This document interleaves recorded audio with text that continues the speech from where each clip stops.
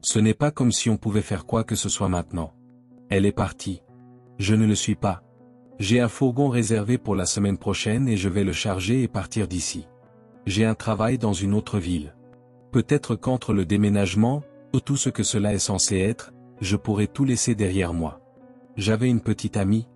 Je ne veux pas utiliser son vrai nom, alors je l'appellerai Suzanne. Nous avons emménagé ensemble et pendant quelques années, c'était super. Nous partions à l'aventure ensemble.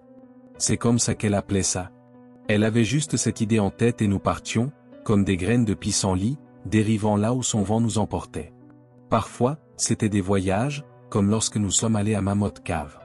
Une autre fois, nous nous sommes fait percer le nombril ensemble. Et parfois, c'était quelque chose de simple, comme essayer un café de l'autre côté de la ville. Je pense que c'est pour cela que je dois déménager. Il y a des souvenirs d'elle partout. Je vois son sourire se cacher à chaque coin de rue. Elle aimait faire des choses en plein air. Rien de trop fou. Nous avons fait quelques voyages de camping, mais ce n'était rien de plus que de conduire et de décharger notre tente. Elle adorait les randonnées à la journée par contre. 4 kilomètres. Elle trouvait toujours des endroits intéressants où aller. Et c'est lors d'une de ces sorties que tout a mal tourné. C'était un endroit où nous avions déjà fait de la randonnée, l'un des parcs juste à l'extérieur de la ville. Il y avait un certain nombre de sentiers de difficulté variables, et nous les avions tous parcourus à un moment ou à un autre. Ce jour-là, nous empruntions la longue boucle, celle qui passait loin après la rivière. Il y avait quelques pentes assez raides, mais rien de vraiment fou. C'était juste une belle journée et notre appartement nous paraissait trop petit. C'est ce qu'elle a dit quand elle a suggéré d'y aller. Elle avait l'impression d'étouffer. Alors j'ai mis mes chaussures de randonnée et nous sommes partis. Je me demande s'il y avait des signes, une sorte d'indicateur que quelque chose n'allait pas. Mais j'ai parcouru ce sentier tant de fois et tout se confond dans ma tête et je ne me souviens pas si quelque chose sortait de l'ordinaire. Rien ne se démarquait jusqu'à ce que nous voyions le panneau. Witch Valley Loop, disait-il. 4 kilomètres. Nous n'avions jamais vu la boucle de Witch Valley auparavant, mais c'était un assez grand parc et il y avait beaucoup de terres qui n'avaient pas encore de sentier qui les traversaient. Ils auraient pu ouvrir un nouveau sentier. Suzanne était excitée, car cela signifiait qu'il y avait une nouvelle aventure devant nous, un endroit où nous n'étions jamais allés. Nous avions de toute façon prévu de faire une autre boucle de 4 kilomètres, il n'y avait donc aucune raison de ne pas essayer le nouveau sentier. C'était un nom étrange, ai-je pensé. Je m'attendrais à voir ce genre de choses en Nouvelle-Angleterre, mais ici, on était plus susceptible de voir des noms qui faisaient référence soit aux peuples autochtones, soit à des points de repère naturels. J'ai supposé que nous le découvririons à un moment donné lorsque nous atteindrions un panneau avec des faits intéressants sur la région.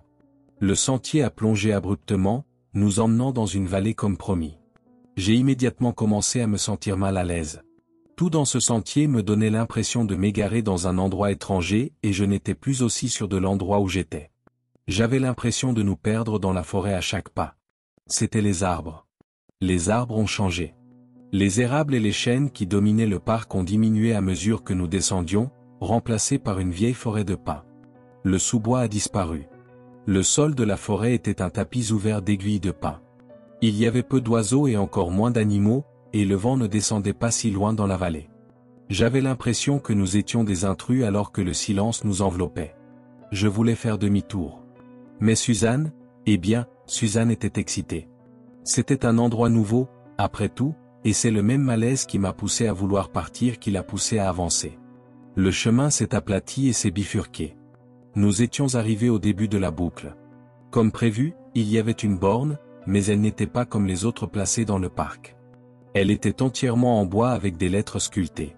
Pas d'imprimé avec des graphiques et des cartes, pas de couverture en plastique. Nous nous sommes penchés dessus, lisant la poignée de mots gravés sur sa surface. Seuls les enfants peuvent partir. Tous les autres doivent rester. Suzanne et moi l'avons regardé pendant un moment, puis nous nous sommes regardés. Son visage était lumineux et animé. J'étais avec elle depuis assez longtemps pour savoir ce qui se passait dans sa tête. Ce n'était plus une simple randonnée. C'était un mystère. Peut-être qu'il se prépare pour un événement d'Halloween, ai-je suggéré. Nous ne devrions probablement pas être ici si c'est le cas. Le sentier n'était pas bloqué. Peut-être qu'ils ont oublié. Il n'était pas difficile de voir que j'essayais de trouver une raison de faire demi-tour. Suzanne m'a fait une moue boudeuse et m'a saisi le poignet. Ce n'était qu'une boucle de 4 kilomètres, a-t-elle insisté, et le sentier qui descendait dans la vallée faisait sûrement déjà 800 mètres. Nous ne serions pas ici si longtemps. Nous marcherions vite. Nous serions de retour au panneau en un rien de temps et nous pourrions ensuite partir et demander aux gardes du parc de quoi il s'agissait avec le nouveau sentier. J'ai cédé. Je veux dire, je l'aimais. J'aimais son enthousiasme. Il a submergé mes réserves, comme il le faisait toujours. Nous ne sommes pas revenus au panneau. Je ne sais pas à quel moment nous avons réalisé que nous n'allions pas nous en sortir. Il y a eu cette incertitude au début, lorsque nous avons confirmé que nous étions toujours sur le sentier et avons essayé de nous souvenir si nous avions vu des bifurcations. Le coup de poignard soudain de la peur lorsque nous avons sorti nos téléphones et constaté que nous n'avions pas de réseau et ne pouvions pas consulter de carte. Et puis l'impuissance alors que nous parcourions ce sentier, encore et encore, essayant de trouver le panneau, une bifurcation, quelque chose. Nous avons disposé des tas d'aiguilles de pin au milieu du chemin, dans l'espoir de les retrouver et de savoir que nous avions bouclé une boucle. Nous ne les avons jamais revus. Et il n'y avait aucun point de repère, juste les pins sans fin de part et d'autre du chemin de terre. Je pense que j'ai vraiment commencé à avoir peur quand le coucher du soleil est arrivé et que nous étions toujours dans Witch Valley. Suzanne ne pouvait pas expliquer ce qui se passait. Moi non plus. Nous nous sommes mis en colère, nous nous sommes un peu disputés, puis nous avons tous les deux un peu pleuré. Ce n'était la faute de personne, nous avons-nous dit. Nous nous étions lancés là-dedans ensemble et donc nous en sortirions ensemble. En attendant, nous devions trouver comment tenir le coup ici avec très peu d'eau, pas de nourriture et pas d'abri. Nous ne nous attendions à ce que personne ne vienne nous chercher avant lundi. Les gardes du parc pourraient trouver notre voiture laissée sur le parking et se rendre compte que quelqu'un manquait à l'appel, mais nous avons décidé de ne pas compter sur cela. Nous étions partis en randonnée un samedi, ce qui signifiait 2 nuits d'attente avant même que les recherches ne commencent. Nous économiserions l'eau aussi longtemps que nous pourrions le supporter. Nous pouvions nous passer de nourriture. Et nous ne quitterions pas le sentier. Cela ne ferait qu'aggraver notre situation, a raisonné Suzanne. Si nous nous perdions dans les bois, il serait encore plus difficile pour les sauveteurs de nous retrouver. Nous avons envisagé de voir si nous pouvions faire un feu. Pas de branches tombées, pas de pierres, rien d'autre qu'un épais tapis d'aiguilles de pin. Le risque de nous aventurer plus loin hors du sentier n'en valait pas la peine, a raisonné Suzanne, car il ne faisait pas encore si froid la nuit. Nous avons trouvé un arbre près du sentier et nous nous sommes adossés à lui, blottis l'un contre l'autre, et avons regardé les derniers rayons du soleil disparaître à l'horizon. Il faisait sombre dans Witch Valley. Sombre de manière oppressante. Mon cœur battait la chamade alors que je fixais la nuit, à peine capable de voir les troncs des pins. C'était une nuit nuageuse et nous n'avions même pas le clair de lune pour nous aider. Nous n'avions pas de lampe de poche et nous avions décidé de conserver autant de batterie de nos téléphones portables que possible. Le mien était éteint. Nous laisserions celui de Suzanne allumé car elle avait plus de chance que sa famille ou ses amis l'appellent sur un coup de tête. Peut-être que nous aurions de la chance et que le réseau nous atteindrait dans la vallée ou peut-être qu'il se demanderait pourquoi elle ne répondait pas. Puis nous avons essayé de dormir. Je me sentais plus en sécurité avec Suzanne à mes côtés. Au moins, je n'étais pas seul. Nous étions ensemble. Pourtant, il était difficile de s'endormir. J'ai eu l'impression de passer des heures comme ça, avec ma tête posée contre la sienne, les yeux fermés pour ne pas avoir à voir l'obscurité autour de moi, avalant la vallée dans son étreinte. Quand je dormais, c'était légèrement. Je ne faisais qu'assoupir. Et donc, quand quelque chose nous a trouvés, je me suis réveillé. Je ne sais pas ce qui m'a sorti du sommeil. Un instinct oublié depuis longtemps, je suppose, la partie de mon cerveau qui se souvient de ce que c'est que d'être une proie chuchotant que j'étais sous le regard d'un prédateur. Je me suis réveillé en sursaut mais je n'ai pas bougé, mes sens s'activant pour rattraper et comprendre ce à quoi je m'étais réveillé. Quelque chose se tenait au-dessus de nous. Quelque chose de grand. J'ai regardé des pattes élancées, puis je les ai suivies jusqu'à un torse épais et une tête étroite, nous dominant. Un cerf. Mon esprit a vaguement raisonné qu'il n'était pas si grand, c'était l'obscurité et l'angle. Mais il semblait immense. J'ai laissé échapper un lent souffle. Juste un animal curieux.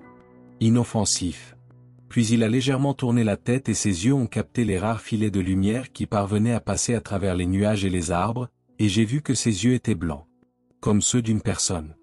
J'ai vu l'obscurité de la pupille et de l'iris. Il avait des yeux humains. J'ai senti la main de Suzanne trouver la mienne. Elle a légèrement serré mes doigts. Elle était réveillée aussi.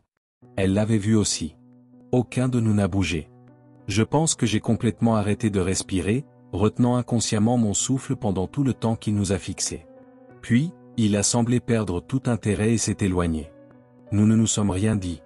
Et je ne pense pas que nous ayons dormi, restant éveillés et regardant les bois silencieux jusqu'à l'aube. Le matin, le sentier avait disparu. Nous nous étions installés à quelques mètres de lui. Si nous avions étiré nos jambes, nos orteils auraient pu en effleurer le bord.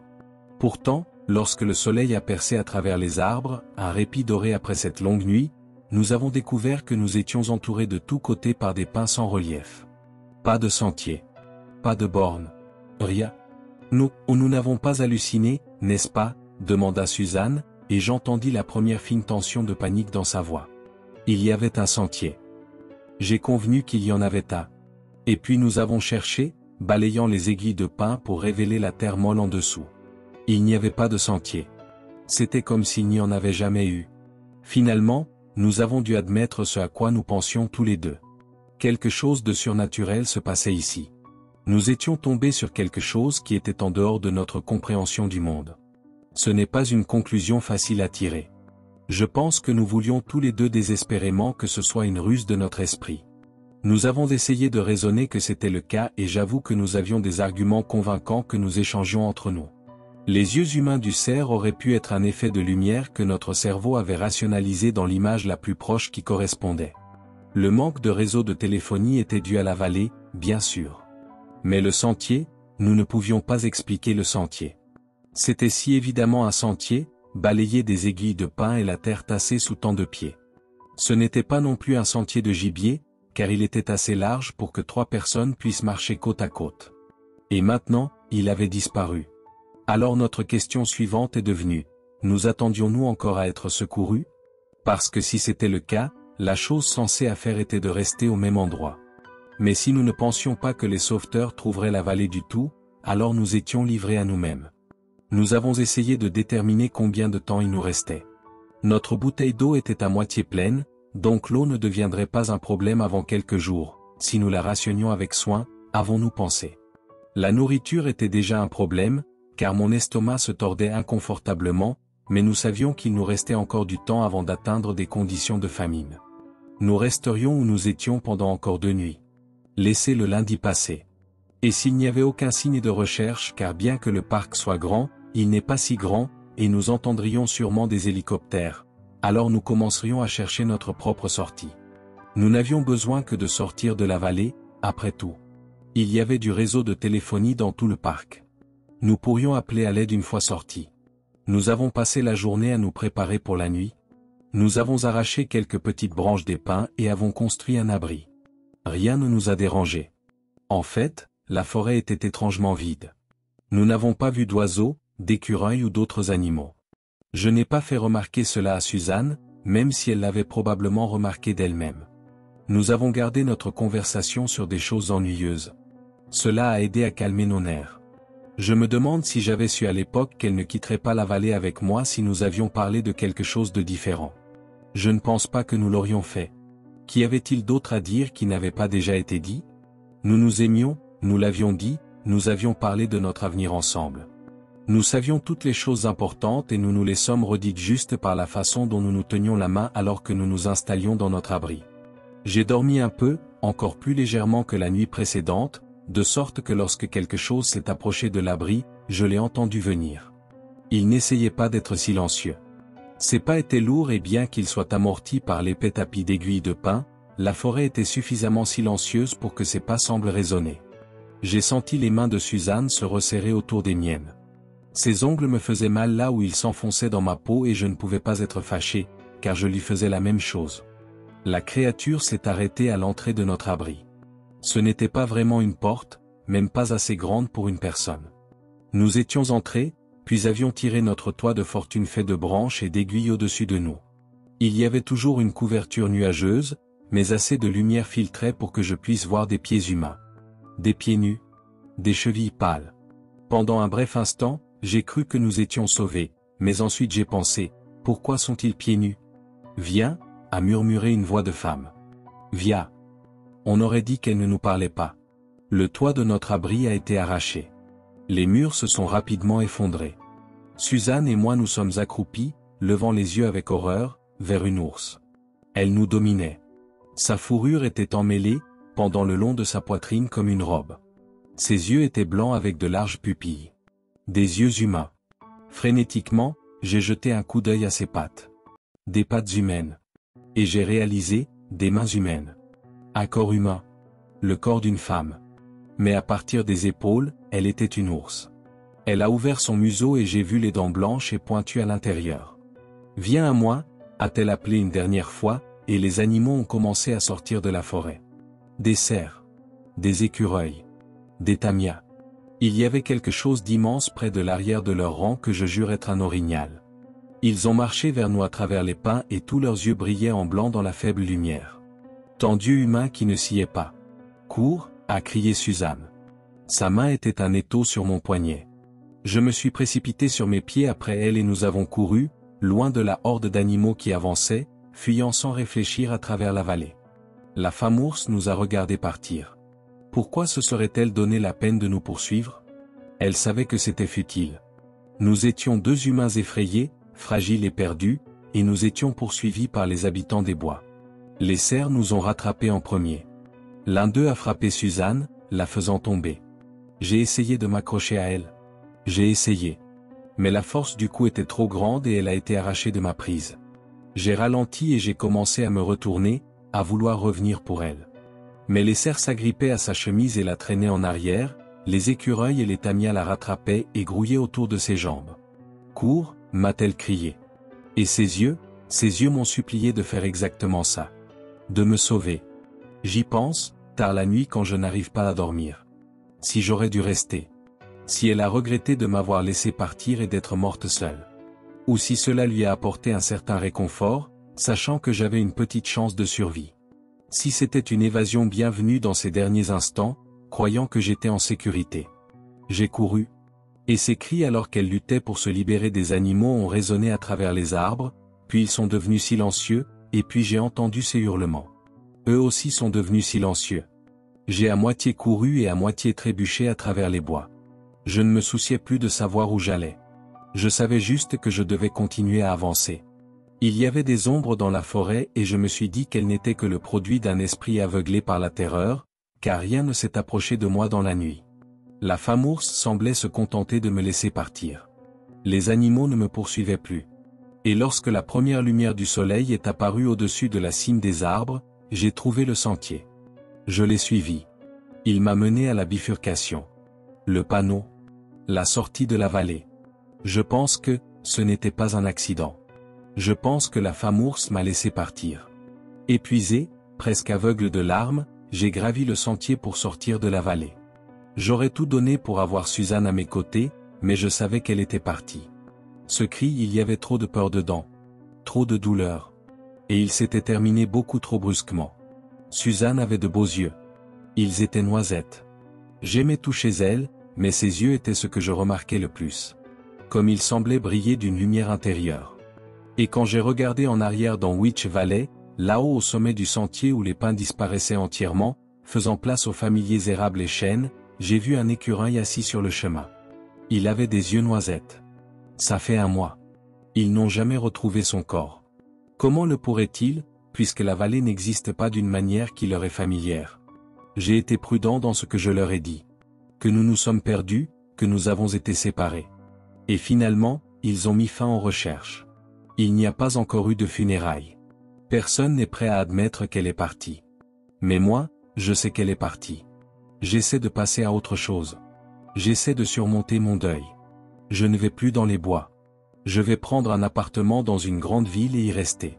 Je ne me sens pas en sécurité là où il y a beaucoup d'arbres. Vous voyez, je n'arrête pas de penser à ce panneau. Celui où la boucle a commencé. Seuls les enfants peuvent partir. Tous les autres doivent rester. Suzanne est restée. La femme ours l'a gardée, comme elle en a gardé tant d'autres. Mais alors, pourquoi m'a-t-on permis de partir?